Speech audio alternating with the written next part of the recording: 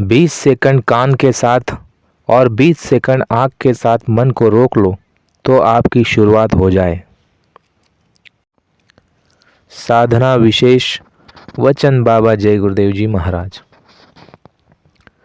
मैं खुद आया हूँ तुमको लेने के लिए, हमारी और कोई ख्वाहिश नहीं है, यही ख्वाहिश है कि आप अपने घर चलो। तुम 15 दिन मुझे समय दे दो तो तुम्हारे ऐसे कान खुल जाएंगे जो तुमने सोचा भी नहीं था। 20 सेकंड कान के साथ और 20 सेकंड आँख के साथ मन को रोक लो तो आपकी शुरुआत हो जाए।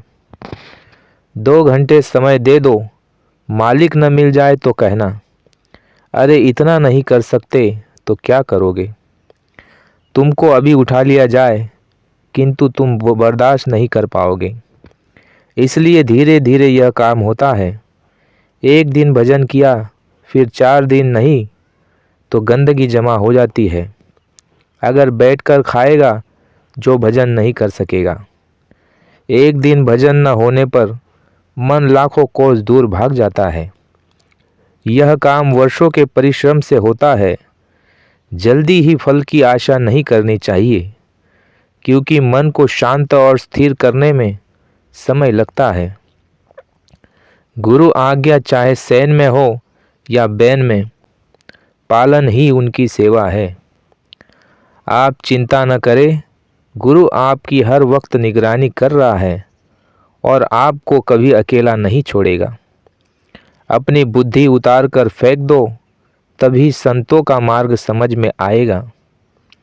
आप बैठिए, यदि आपका शिव नेत्र न खुले तो मुझसे कहो। मेरा उद्देश्य है परमात्मा को प्राप्त कराने का।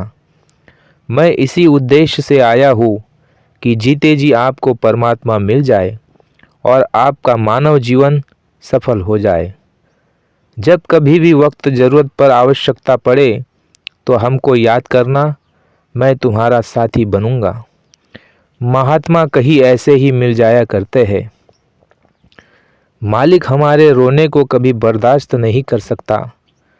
जब भी आत्मवेदना होगी वह कभी 1 मिनट भी बर्दाश्त नहीं करता। तड़प में वह शक्ति है कि आसमान भी फट जाता है। दरवाजे पर बैठोगे, तड़प होगी, विरह होगी, तब सुनवाई हो जाएगी। लेकिन जिसको लगन लगी होती है, चाह होती है, तड़प होती है, उसको नींद नहीं आती। माँ का बेटा गुजर जाए, बेटे के लिए कितनी तड़पती है। ऐसी तड़प यदि हो जाए तो देरी क्या लगती है। जो रोए दरवाजे पर बैठकर उन सब को मिला।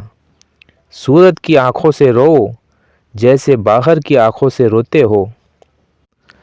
तड़प ही साफ कर देगी, जगा देगी। अंदर में एक दफ़ा जोर लगाओ, शब्द आने लगे और पकड़ लो। बेकली और तड़प होने पर क्या चीज़ नहीं मिलेगी। तड़प और लगन हो तो दरवाज़ा फट से खुलता है। जैसे सूरज की किरण फूटती है, विरह अंग आता है तो दरवाज़ा धड़ाम से टूट जाता है। विरह ने सब खाक कर दिया। जहाँ तड़प हुई, जहाँ प्यास लगी, तब देखो दरवाज़ा खुलता है कि नहीं। विरह अंग यह तलवार है। यह संसार जल जाता है। यह संसार अच्छा नहीं लगता। मालिक से मिलने के लिए विरह अंग जरूरी है। यह किसी किसी में उठती है। विरह के जोर से पर्दा तोड़ दो। मन को, चित्त को तड़प कर, रोक कर, झीक कर दरवाजे पर लाओ। इतनी ज्वाला होनी चाहिए कि जल्दी से जल्दी मालिक के पास जाना है। यहाँ दरवाजे पर रो और आंसू बहाओ। विरह से सबने तोड़ दिया। इस वस्तु को पाने के लिए कैसा कैसा रोए। धन धाम किस तरह से लुटा दिया, फेंक दिया तो सब वस्तु को पा गए। सब लुटा दिया, कुछ नहीं छोड़ा। सब महात्मा रोए। जब विरह की आग लगती है तो कोई बुझा नहीं सकता। बहुत गए, रोने से ही मिलेगा। जो रोएगा और तड़पेगा वह पार हो जाएगा, बाकी कुछ नहीं। यह नामदान सबसे बड़ी चीज़ है। नीचे से ऊपर तक मालिक का पता लग जाए, यह बहुत बड़ी चीज़ है। नामदान बहुत बड़ी चीज़ है।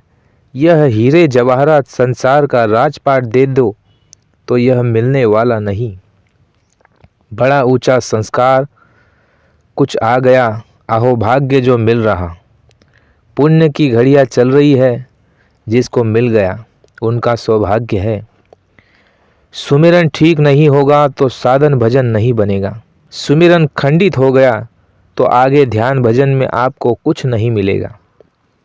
कोशिश इस बात की करो कि आपके चित्त में बस जाए वह रूप जिस नाम का आप सुमिरन कर रहे हो। तुम्हारा मन भाग करके जाएगा, फिर रोकना। लगातार रूप को सामने याद करते रहना। मन को रोको अच्छी तरह से तो सुमिरन आपका होगा। गुरु का रूप अपनी दिव्य आँखों में बसा लो। जय गुरुदेव नाम लो तो किसको याद करोगे? जिसने रास्ता बताया। उसकी याद इसलिए करनी है कि उसकी मदद लेना है।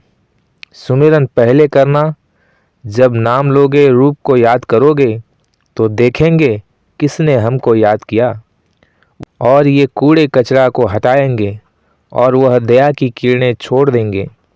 जैसे जैसे याद करोगे वैसे वैसे दया मिलेगी। ऊपर से किरणें चलेगी दया की कृपा की, तो उसका आपको फल मिलेगा कि यह सच्चा नाम सच्चा रूप किसने याद किया। संसार के विवाद में फंस जाओगे तो न सुमिरन कर सकोगे न मालिक की याद। इसी का चिंतन करते रहोगे। जो सुमिरन नहीं ठीक कर सकता वह ध्यान नहीं कर सकते, वह भजन कैसे करेंगे? सुमिरन ही परमार्थ की पूंजी है।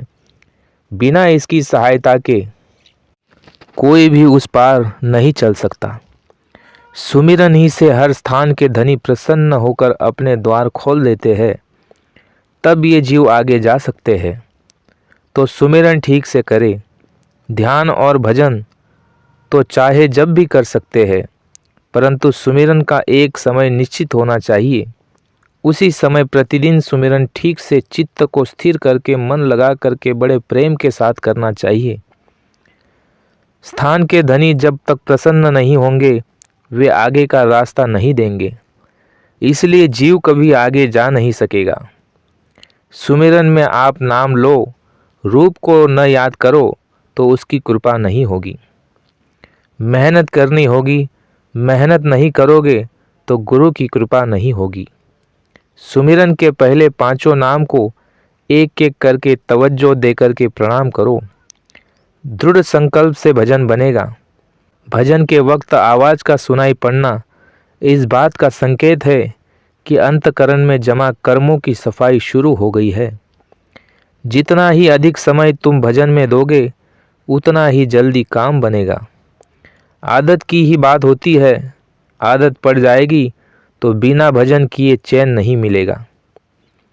गृहस्थ आश्रम में भजन होगा, समय कम और दया ज़्यादा। आप मन को रोक लो, 20 सेकंड तक बहुत बहादुर कहलाओगे। बीचों बीच तीसरी आँख है। बाहर की आँख को बंद करना, अंदर की तीसरी आँख से देखना।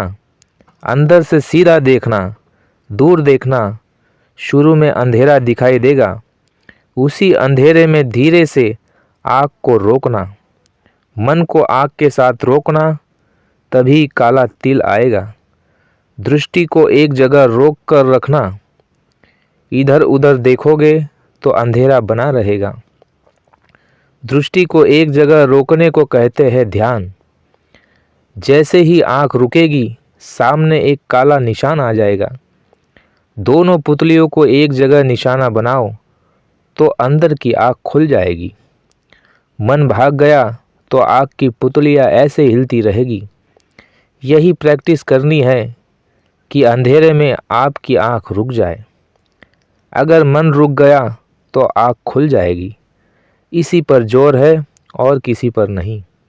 मन हिलेगा नहीं, भागेगा नहीं, पलक हिलेगी नहीं तो आँख खुल जाएगी। आँख तो खुलेगी ही, थोड़ा टाइम लग सकता है। असली रास्ता यही जाने का है, दूसरा कोई रास्ता नहीं। अंतर्दृष्टि जब खुलती है तो अरे बच्चों, इतना प्रकाश होता है कि सूरज में कुछ नहीं। दृष्टि हिलेगी फिर रोको, दृष्टि हिलेगी फिर रोको, नीचे गिरेगी फिर रोको, ऊपर जाएगी फिर रोको। कोशिश करो कि आपकी दृष्टि एक जगह एकाग्र हो जाए। अंदर की आँख से देखने का काम करना है। हमारी दृष्टि काले निशान पर एकाग्र हो जाए, ठहर जाए। जैसे जैसे दृष्टि टिकेगी निशान बढ़ता जाएगा। वह निशान है दरवाज़ा। जितना रोक सको उस काले के ऊपर रोको। यह दरवाज़ा है। यह सब कार्यों से बड़ा काम है। काले तिल में सुई के बराबर छेद दिखाई देगा। हर रोज उस तिल पर दृष्टि जमाए रखो, हिलने न पाए। सबकी आंखों के सामने काला तिल होता है। अभी तो काला होता है, सफ़ेद हो जाता है। जहाँ तुम्हारी आंख टिक जाए अंधेरे में वही टिकाओ। एक जगह रुकना चाहिए। मन अगर साथ देगा तो तुरंत आंख खुलेगी। जब तेरी आंख इस तरह से हिलने लगे तो फिर रोना। फिर मन और चित्त को बड़े ध्यान के साथ रोककर अंतर कान से सुनना।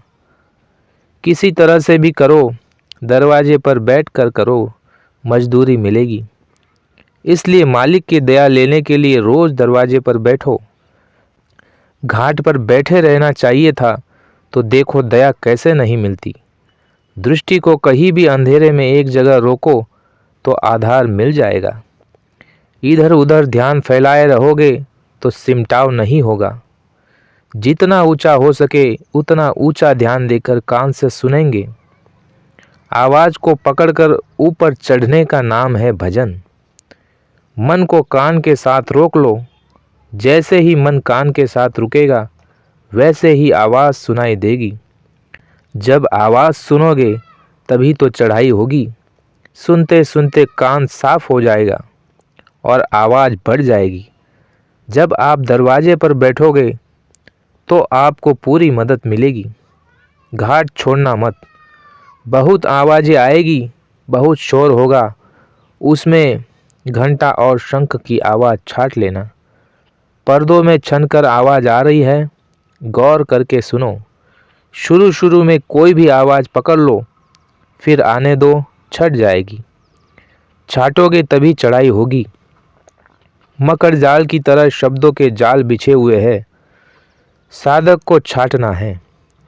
टकटकी लगाकर सुनो। मन और चित्त को रोककर आवाज़ आते ही उड़ा देगी। सब कुछ पाप और पुण्य की जो गंदगी है। 1.5-2 साल आप मेहनत कर दो, हम आपका काम कर देंगे। भजन करोगे तो कोई असर नहीं कि कोई क्या कह रहा है। जब भजन पर बैठे तो एक दूसरे को छूना नहीं। सुनते सुनते शब्द छोड़ देते हो। आप ऐसा अभ्यास करो कि शब्द में लय हो जाओ। सुनते सुनते लय हो जाओ।